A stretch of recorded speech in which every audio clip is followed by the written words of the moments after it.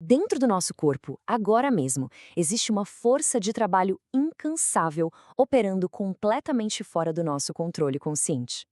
Esse é o músculo liso, o motor silencioso por trás de funções que nos mantém vivos. Hoje, a gente vai desvendar como essa força invisível funciona. Então, qual é o nosso roteiro? Primeiro, vamos entender o que é esse tal de músculo invisível. Depois, a gente mergulha nos seus dois tipos, na sua estrutura toda especial, na química que faz ele contrair e, para fechar com chave de ouro, nos seus verdadeiros superpoderes. E por que a gente chama de invisível? Bom, é simples, porque ele é involuntário. Pensa na digestão, no controle da pressão arterial. Tudo isso está acontecendo agora, sem que a gente precise dar uma única ordem. Quer um exemplo bem prático? O que causa o arrepio? Pois é, a resposta são os músculos piloeretores. São feixes minúsculos de músculo liso, cada um ligado a um folículo piloso. É um exemplo perfeito da sua ação automática e, digamos, invisível. E quando a gente fala em minúsculo, é minúsculo mesmo. As fibras do músculo liso são até 30 vezes menores em diâmetro do que as do músculo esquelético, aquele que a gente usa para se mover. Elas estão lá formando as paredes dos nossos órgãos vitais, vasos sanguíneos, vias aéreas. Agora, nem todo músculo liso é igual. Existem basicamente dois tipos, e o jeito que eles trabalham é completamente diferente. É como comparar um músico solista super preciso com uma orquestra inteira tocando em perfeita sincronia. A diferença visual aqui na tela já entrega o jogo.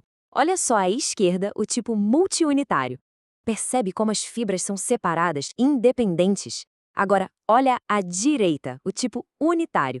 Elas se organizam em lâminas, como se fossem uma só, prontas para agir em conjunto.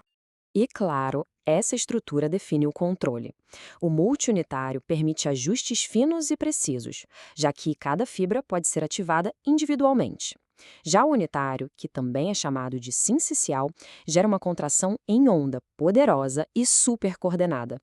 E onde a gente encontra cada um deles? Bom, o multiunitário está em lugares que exigem precisão, como a íris do olho, que ajusta a pupila. O unitário está nos órgãos internos, como no intestino, fazendo aquele movimento em onda, ou nas paredes dos vasos sanguíneos, controlando o fluxo de sangue o tempo todo. Toda essa diferença de função vem de uma estrutura que é bem única. E aqui a palavra-chave é resistência. O músculo liso não foi projetado para ser rápido, não. Ele foi projetado para ser incansavelmente resistente. Esta imagem mostra a principal diferença física. O músculo liso não tem aquelas estrias organizadinhas do músculo esquelético. Em vez de usar os famosos discos Z como âncoras, ele usa esses corpos densos. E isso permite que ele se contraia de uma forma muito mais completa, quase como se estivesse se torcendo. Então, o resumo da obra está nesta tabela. Sem estrias, usando corpos densos e, quimicamente, a proteína-chave não é a troponina, é a calmodulina. Guarda bem esse nome, porque ele é a estrela da próxima parte da nossa análise.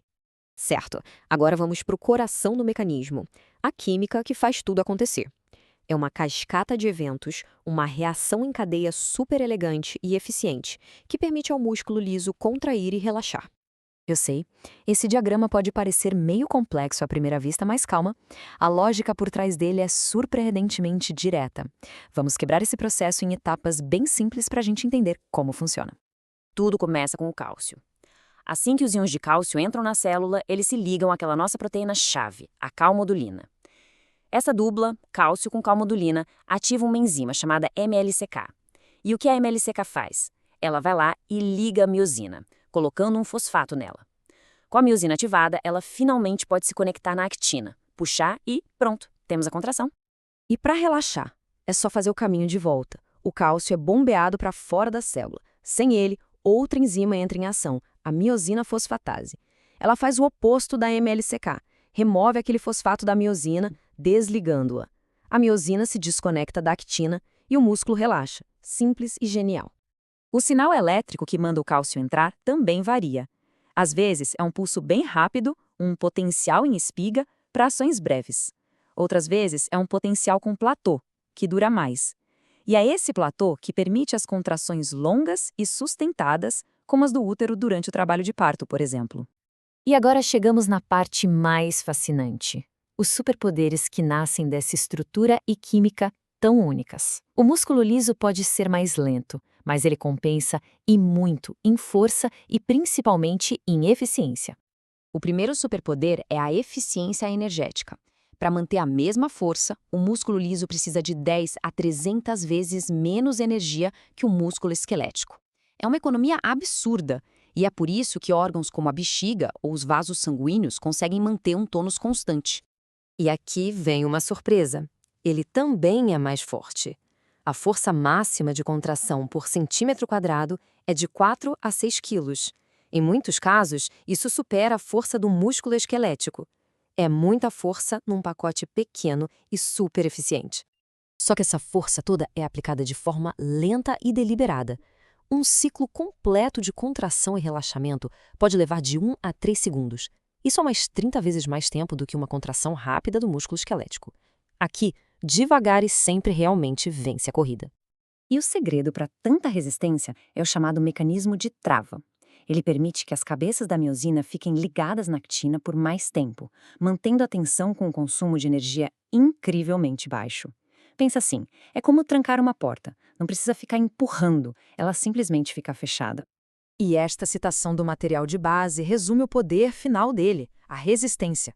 Falamos de uma contração prolongada que pode durar horas ou até mesmo dias. Não é sobre segundos, é sobre uma resistência quase inacreditável. E para terminar, fica uma reflexão. Já parou para pensar como seria a vida se a gente tivesse que controlar conscientemente cada vaso sanguíneo, cada movimento do intestino? Seria impossível. O músculo liso não é apenas uma força invisível. Ele é a automação genial que nos permite simplesmente viver.